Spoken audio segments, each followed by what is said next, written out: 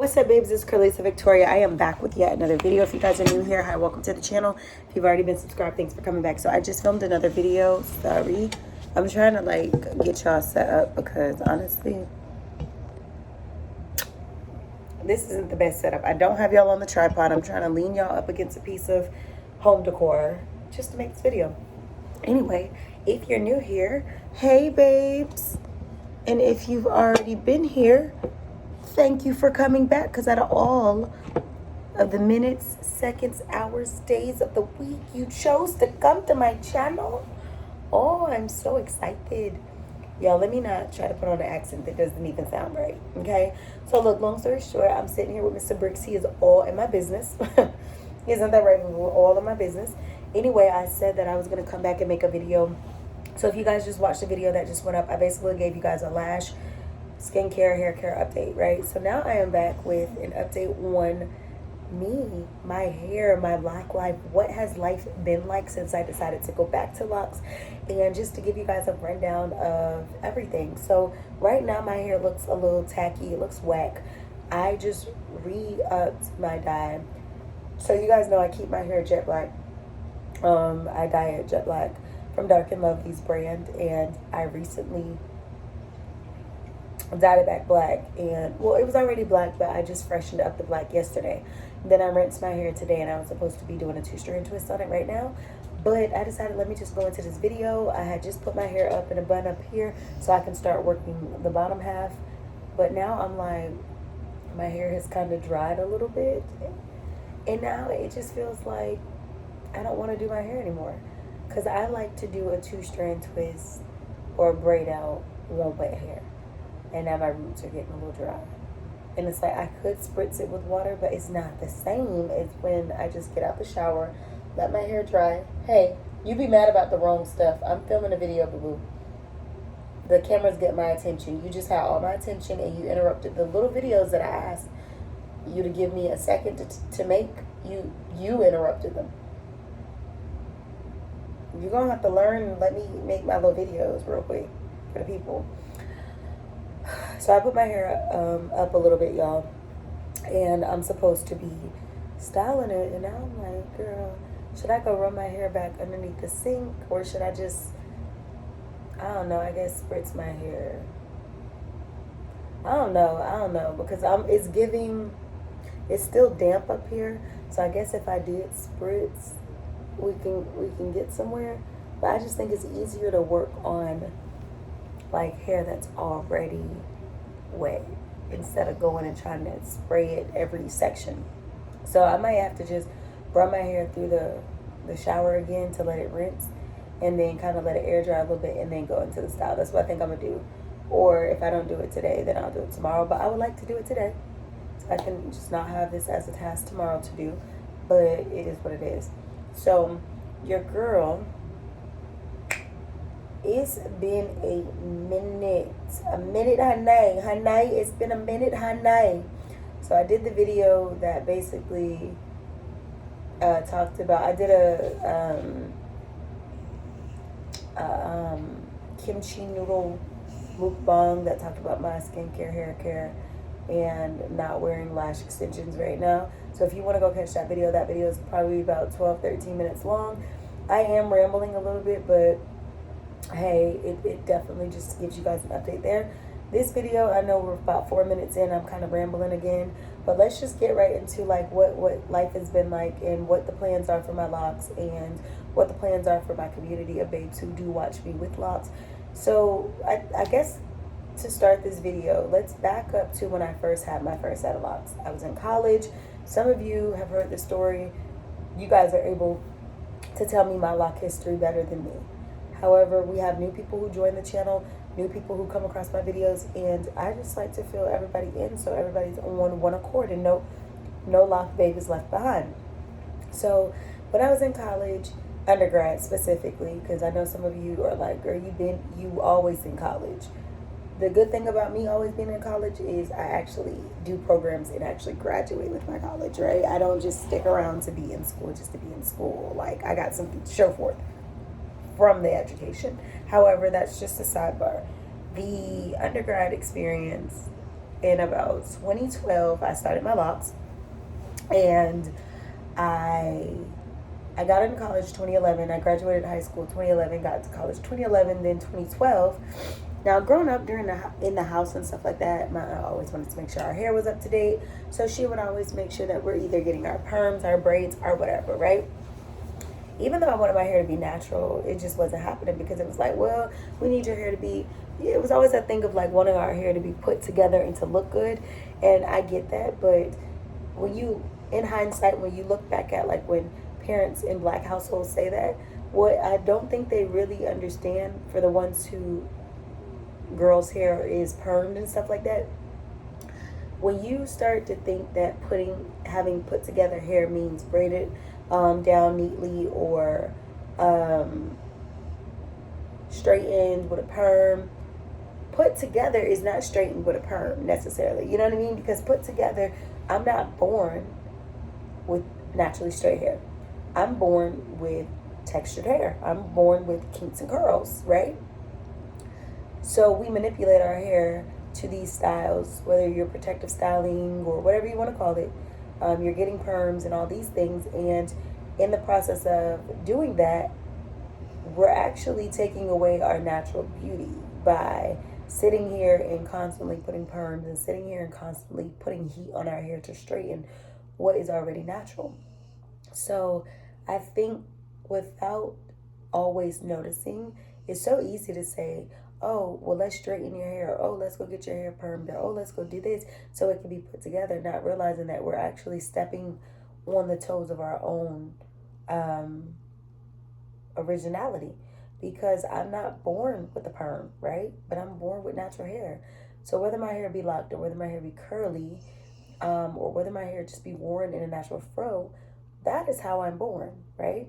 Locks, obviously, yeah, you can allow your locks, you can uniformly do your locks, but if I were a natural girl and I decided not to ever style my hair, eventually my hair may start to freeform. It will eventually freeform, right? It will eventually lock, it will become matted, and it will turn into that. Well, that's the same thing as locks for me, because it's like, even though I have sectioned off my hair to lock a certain way, even if I didn't section out my hair, eventually it will probably mat up and do that, just not in uniformity, right? So when I got to college, I remember having phases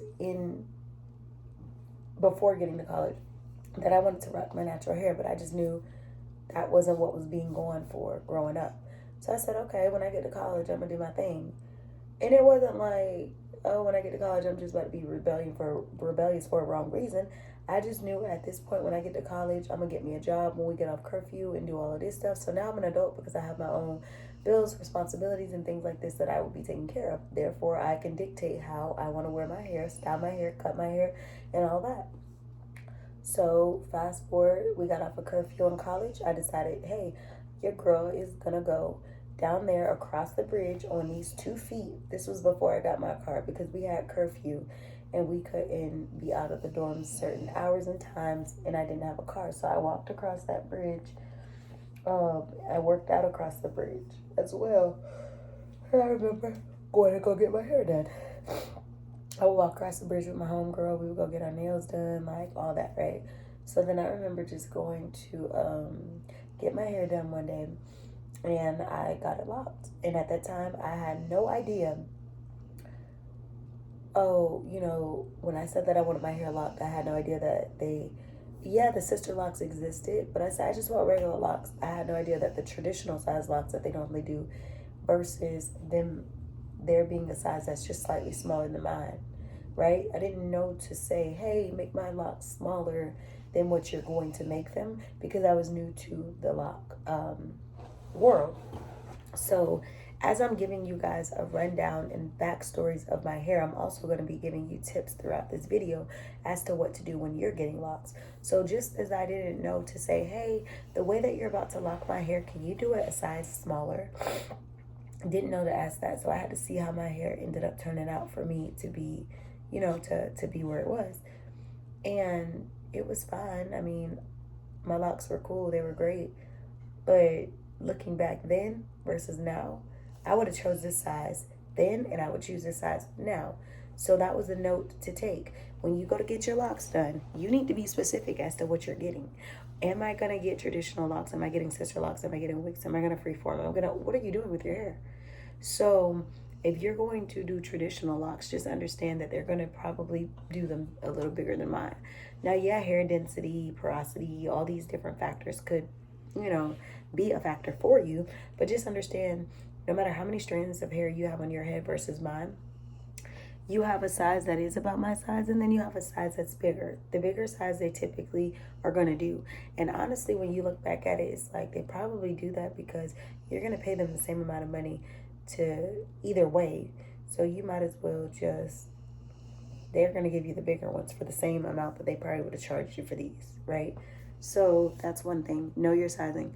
And a lot of these tips that I'm pointing out right now, I have said this in many, like countless videos. I'm just reiterating some of the points. If you hear snoring, Bricks is right here next to me and he is snoring. So we got to get through it. So I started the locks in 2012. At that time, I literally had just did a big chop months before. I had just gotten into college in 2011, like I told you, the summer of 2011.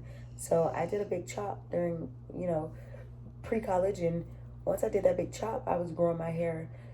I big chopped off the perm and I had like a short Rihanna cut. And then eventually I just let that natural grow out. And then I wanted to do something different after, that initial year. And that's when I decided to lock in 2012. Kept the locks fast forward to about 2014, 15. So I had my locks almost 3 years and then I combed them out. Never saved them, didn't cut them. I combed them out with hot water and conditioner. Hey, no. With hot water and conditioner. So when people say, oh, you can comb out locks, it is very much so possible. After I got my hair styled in that hair salon, I pretty much maintained my hair every, day, week after that. So I knew that I was using products that weren't going to be cakey in my hair, products that wasn't going to create, I knew I wasn't going to be using products that were going to cause buildup. In fact, I would always use the Murray's Lock Gel, the yellow one with the black top and the orange lettering. And that's what I used to use to oil my locks. And it was water-based, and I knew that it was lightweight, and it just did the job. So when it came time to comb out the locks, I combed them out with hot water and conditioner. So then before I fast forward, I knew at some point I was going to go back to locks throughout those years. I just said, when I go back, I need to be completely ready. And when I go back, it's probably going to be a time in my life where I'm ready to have a more permanent style. So a few years ago, I would always say by 30, I want to start my lock journey again. Or by 30, if it's not my locks, I need to have a more permanent style that's going to suit me for that decade of my life, or suit me for, 30 and up, whatever. So I ended up locking my hair earlier than 30. I'm still not 30, but I went ahead and locked my hair. Now, January will be 3.5 years, but I went ahead and locked my hair. And I said, I'm going to lock it early, but it was a time in my life that I needed to go back. I needed change, positive change, and that positive change for my hair came on July 1st, 2019. So I sat in my living room, the same house here, and I bleached my hair blonde. I went from jet black to blonde overnight, literally.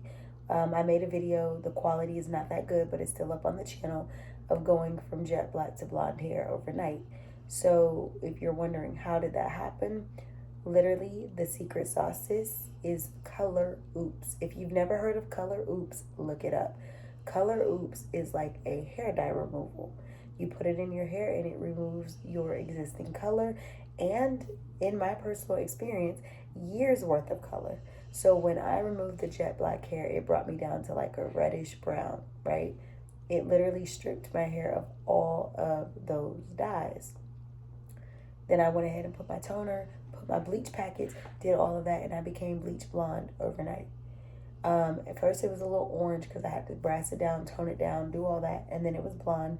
And then I think probably like a day or two later, or maybe that same day, I kept on highlighting until I got to the desired blonde. Now that was a lot. people will normally do bleaching in stages, but because I knew that I was going to bleach and go back to locks, I needed to do it all in a night. So I bleached my hair blonde. Then I started to sit in the living room and comb coil my hair. So then I comb coiled my hair into locks. My hair looked like a curly wash and go.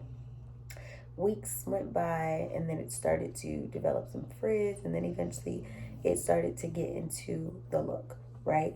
Now that first year or two, baby, I was looking like somebody's little brother. Okay, so what y'all be seeing now in these videos and these photos, and you're just, oh, you look so good, baby, started from the bottom. When I started on my hair. I didn't add any hair. I didn't have any false locks or anything like that. And I never call my locks the ugly stages. I always tell people, don't call it the ugly stages. It's a part of the process.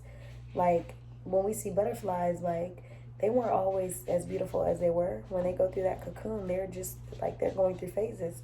But it all contributes to the overall picture, the overall process. So I don't call my locks, I don't like to say the ugly stage or anything like that when it comes down to my locks. So I ended up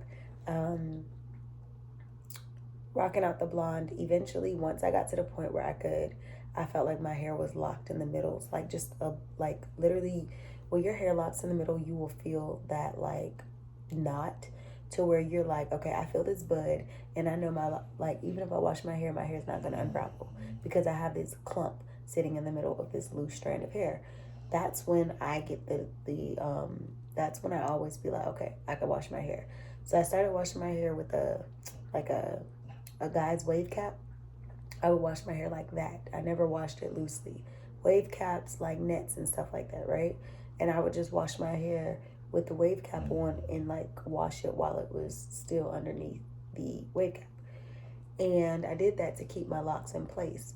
But once I got to a place where I could wash it without the wave cap, that's when I felt like, okay, if you decide to dye your hair is ready to take the dye and it won't unravel.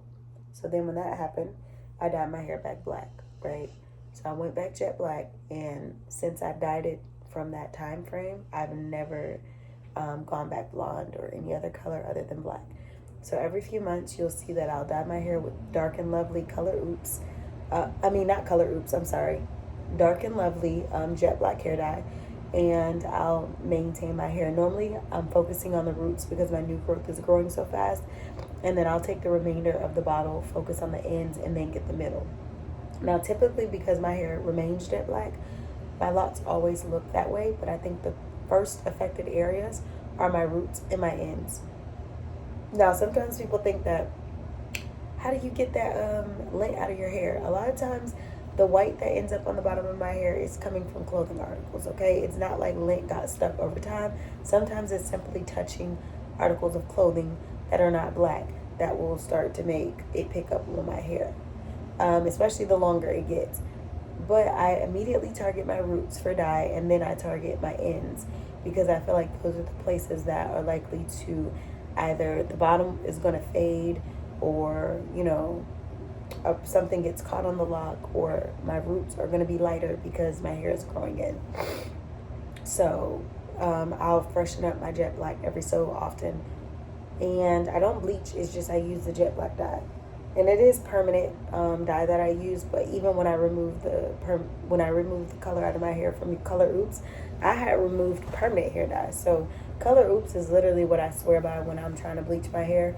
That is a good thing to incorporate in the phase if your hair is able to withstand Color Oops. Go ahead and do that, because that right there that's gonna help you get all of that color out quickly to be able to achieve the color that you're trying to get. So then I went back to the locks, and once I went back to the locks, well, not the locks in general, but once I went back to black on my locks, I just let my hair just focus on growth. So I haven't been bleaching my hair. The only time I bleached my hair was to start the locks. Anything after that was just a box dye of jet black.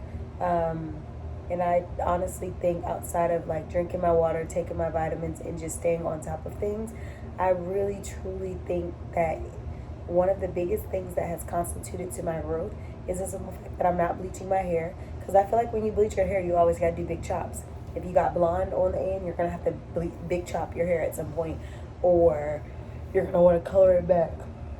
But when I don't dye my hair, I feel like it definitely takes positive hits in a good direction. Like, my hair is likely to stay healthy, it's likely to grow, and then I'm using aloe and I'm using water and I'm using good hair products to literally grow my hair. So it's benefiting in that manner. So fast forward to today, that was 2019, it's 2022. I hit 3 years on July 1st, 2022 on these locks. We're now in September. So it's 3 months. I mean, it's 3 years, 2 months, and what's today's date? 7. So it's like 2 months in a week, right? So it's 3, 2, 1. 3 years, 2 months, 1 week is what my hair is at this moment. And it's been growing, it's been flourishing. I have not had a moment where I'm like, I'm gonna get rid of my locks. In fact, I've been so inspired on this journey. It's out of the 2 times I've had locks, this has been the first time I've considered it a journey. As I mentioned in other videos, the first time was just something to do. This time was personal. It was like, no, baby, this is a journey. We're not going to give up. We're going to grow our locks out. We're not styling on top of our locks. I've never been that type. I've always rocked the locks from the beginning of getting them until I never put wigs and weaves and stuff over it. If that's you, that's you. But for me, no, I'm going to rock it as is. So I grew out my locks, and once I grew them, I have just been maintaining them, like I said. And once I embarked upon this journey, I knew things were different, because immediately you could feel what it's like when you're on a lock journey opposed to when you're not. It's like anything else in life. You know when you're committed versus when you're not. And it's the same thing with my hair. When I knew I was committed, this was going to be a journey, I knew that this was going to turn out to be fire. Now, granted, in all my old videos, you might be able to hear me talk about, I can't wait to my hair down my back. That was just me just talking my ish of motivation for my hair. But I haven't had any moments in which it was like, I regret this, or my hair's not growing fast enough, or oh, this sucks. No, I've literally thoroughly been enjoying this journey. And I think it shows in my hair routine. It shows in my daily functions. It shows in a lot of things. And I think that's why my hair is being the way that it is. So I've grown it out so much. It's like literally down my back, not all the way, but it's a good length down my back. It's layered. I think by the time I hit 4.5 years, baby, we're gonna have obtained such good growth. It doesn't even make sense. I'll be 4.5 years, July 1st, 2024. January 1st, 2024, I'll be 4.5 years. But this January 1st, 2023, that's coming up, I will be 3.5 years. So I am super excited about seeing where my hair is going to go in 2023. But by 2024, baby, if I keep up the routines and the health that I'm doing right now, I don't see why my hair won't be down my back. I think by 5 years, my hair is really going to be down my back. Like, really. Because we talking 2 years from now. So I'm going to just keep maintaining it. I do my own hair. I style my own hair. As I was saying before the storage filled up, I do everything myself when it comes to my hair. So, I think I've been doing a really good job. My hair is healthy. I take my vitamins. I haven't had coffee today because I just haven't made one yet. But I am about to make a coffee in a second because I got to get work done. Like I said, my content is a part of my work. So when you guys be seeing me make videos and doing things like that, don't think that I'm just making videos just because she has no life, she has nothing to do. No, baby, my whole day be integrated. From the content that I put in to the work that I do for my business endeavors to when I go to corporate America, it's all a part of my schedule. It's all a part of my day. So I don't even play like that. I do not play like that. Like at all. Everything is literally, it has to make sense. So, yeah, I definitely got other things that I have to get done, but I maintain it myself, and I felt like it was just important to give you guys like a backstory of my locks versus now. So, from 2019 to 2022, your girl hair has grown so much. I'm at a stage where if my hair didn't grow anymore, I would definitely be still satisfied. But I'm also at a place where I'm not ready for my hair to stop growing because I want it to keep growing and be down my back and be super healthy. And yeah, that's pretty much where I'm at. It's pretty much what I want. It's pretty much what I'm going to get because I'm going to keep going at it. So I hope you guys enjoyed this little video catch up, update, 3-year check-in, or what have you. I'm going to continue to keep washing my hair with my shampoos that are in rotation. And then I'm also going to continue, I'm also going to continue to use my aloe and snail gel to retwist my hair, and oils throughout the week. So I know my hair is not wet anymore, but all I did was rinse my hair today, and the other day all I used was the conditioner that comes with the dye. So I'm wondering, if I get in the shower today, do I want to like maybe shampoo my hair, or if I just want to rinse it again, and then once it kind of starts to air dry, then start to style it. I haven't decided yet, so let me figure that out. He's still down here snoring sleep. I just posted another video, and then I'll be posting another video soon on my Boss Up That Girl routine, reset routine, etc. So make sure you guys stay tuned. Like, comment, share, subscribe. Later.